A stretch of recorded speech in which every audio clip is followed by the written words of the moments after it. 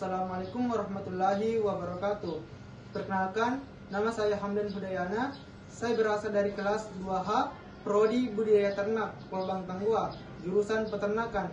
Baik, di sini saya akan menjelaskan sedikit mengenai animal welfare atau kesejahteraan hewan dan alasan saya mengenai masuk di jurusan peternakan ini. Baik, langsung saja. Di sini saya akan menjelaskan sedikit mengenai animal welfare atau kesejahteraan hewan. Animal welfare, kita ketahui bersama bahwa animal welfare sangat diperhatikan dan sangat penting bagi kehidupan hewan. Selain itu, manusia adalah salah satu individu yang berperan penting dalam penerapan animal welfare. Baik, manusia sebagai kunci terpenuhinya animal welfare tersebut. Dalam video ini, saya akan membahas sedikit beberapa poin penting mengenai animal welfare yang perlu kita ketahui bersama. Adapun yang pertama yaitu, sebelum melangkah ke penjelasan yang lebih meluas, kita harus tahu apakah itu animal welfare dan seperti apa itu animal welfare. Baik, animal welfare dalam bahasa Indonesia berarti kesejahteraan hewan. Kesejahteraan hewan adalah suatu kegiatan atau fisik dan psikologis hewan sebagai usaha untuk mengatasi lingkungannya. Standar-standar penilaian yang baik mengenai kesejahteraan hewan sangat bervariasi. Standar-standar kali ini yaitu selalu dikaji dan diperdebatkan, dibuat direvisi oleh kelompok kesejahteraan hewan, legislator, dan akademisi di berbagai belahan dunia. Baik, adapun yang di sini yang kedua yaitu sasaran animal welfare. Ketika kita berbicara mengenai animal welfare, akan terlintas bahwa kita membahas mengenai kepedulian dan perlakuan manusia pada masing-masing satwa dalam meningkatkan kualitas hidup satwa secara individual. Adapun sasaran animal welfare adalah seluruh semua hewan yang berinteraksi dengan manusia, di mana interferensi manusia sangat mempengaruhi kelangsungan hidup hewan. Cara untuk menilai kesejahteraan hewan dikenal dengan konsep 5 kebebasan atau 5 freedom yang dicetuskan oleh Inggris sejak tahun 1992.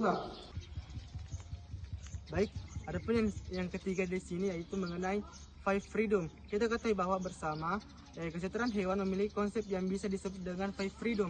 Adapun 5 unsur kebebasan tersebut yaitu yang pertama yaitu bebas dari rasa lapar dan haus.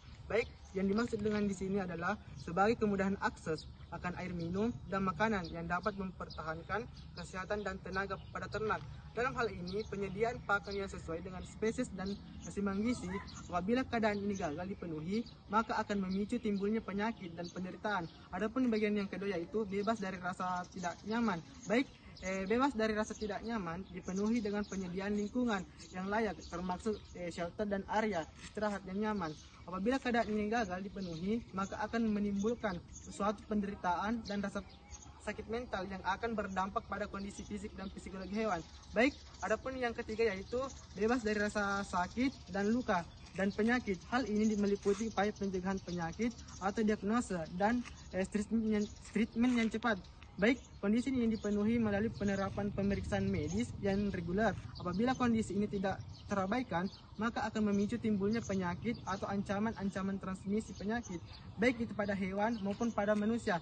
Baik, adapun bagian keempat di sini yaitu mensekresikan perilaku normal. Dalam hal ini perlu penyediaan ruang atau ruang yang cukup, fasilitas dan yang tepat, dan adanya teman jenis yang sama. Apabila keadaan ini tidak terpenuhi, maka akan muncul suatu perilaku-perilaku abnormal seperti halnya stereotipe dan berakhir dengan gangguan fisik lainnya. Baik, adapun bagian kelima sini yaitu bebas dari rasa stres dan tertekan. Faktor terakhir adalah bebas dari rasa stres dan tertekan dengan cara memberikan kondisi dan perlakuan yang mencegah penderitaan mental. Stres pada umumnya diartikan sebagai antithesis daripada sejahtera. Distres merupakan kondisi lanjutan dari stres yang mengakibatkan perubahan patologis. Lebih lanjut, kondisi ini terlihat pada respon dan perlakuan seperti menghindar dari stresor, contohnya menghindar dari temperatur dingin ke tempat yang lebih hangat, begitu pula dengan sebaliknya. Dengan menunjukkan perilaku displacement, contohnya menunjukkan perilaku display yang tidak relevan terhadap situasi konflik di mana tidak ada fungsi nyata, dan apabila tidak ditangani akan muncul perilaku-perilaku stereotipik yang merupakan gerakan pengulangan secara relatif. Kelangsungan gerakan ini tidak bervariasi dan tidak punya tujuan yang jelas.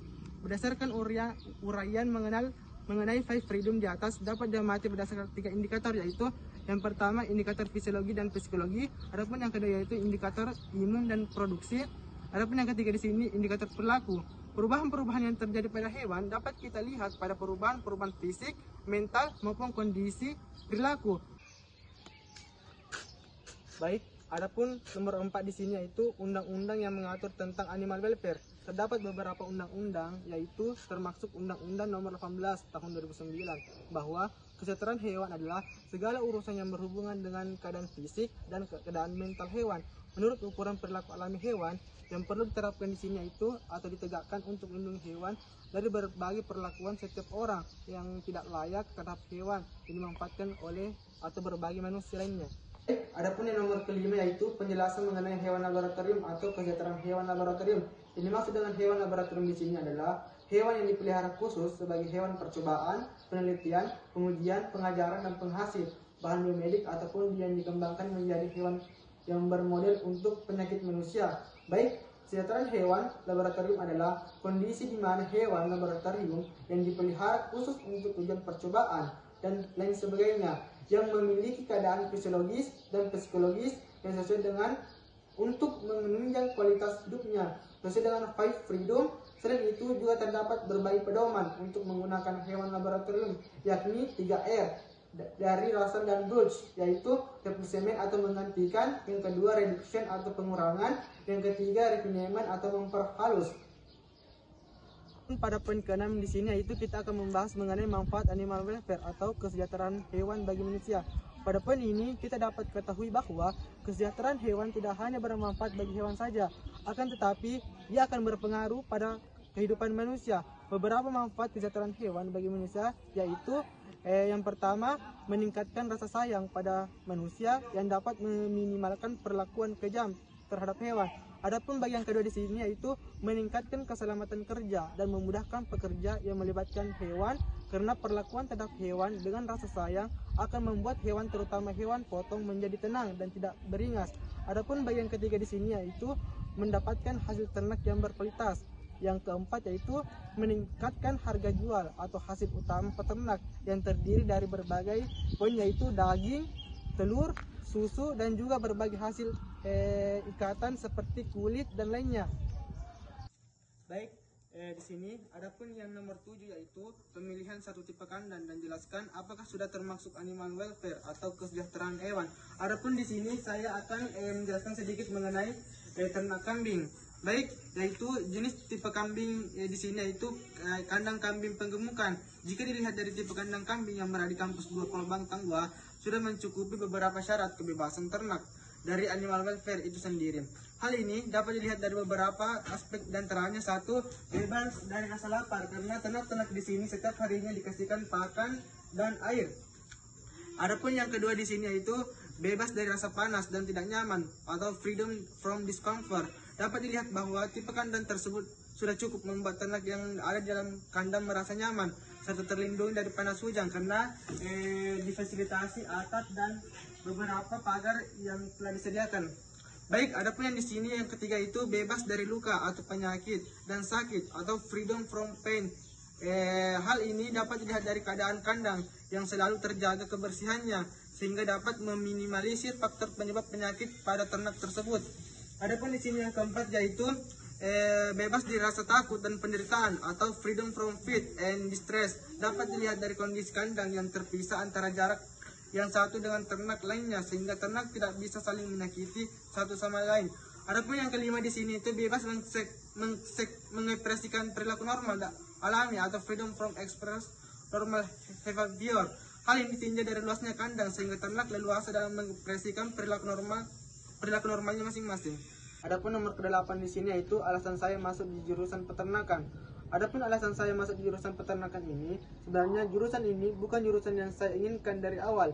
Akan tetapi, adanya sebuah desakan dan arahan dari orang tua dan keluarga lainnya bahwa saya harus mengambil jurusan peternakan ini. Dan saya sebagai anak tentunya harus nurut dan ikhlas terhadap perintah orang tua. Dan semoga di jurusan yang saya naungi sekarang bisa menambah wawasan saya secara luas mengenai dunia peternakan. Dan semoga kedepannya bisa menjadi duta peternak milenial yang sukses dan mampu bersaing dengan peternak-peternak dari luar negeri. Baik, mungkin itu saja penjelasan dari saya mengenai animal welfare atau kesejahteraan hewan dan alasan saya masuk di jurusan peternakan ini.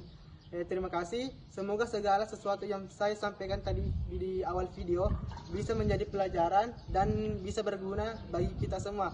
Terima kasih. Akhir kata saya ucapkan Assalamualaikum warahmatullahi wabarakatuh.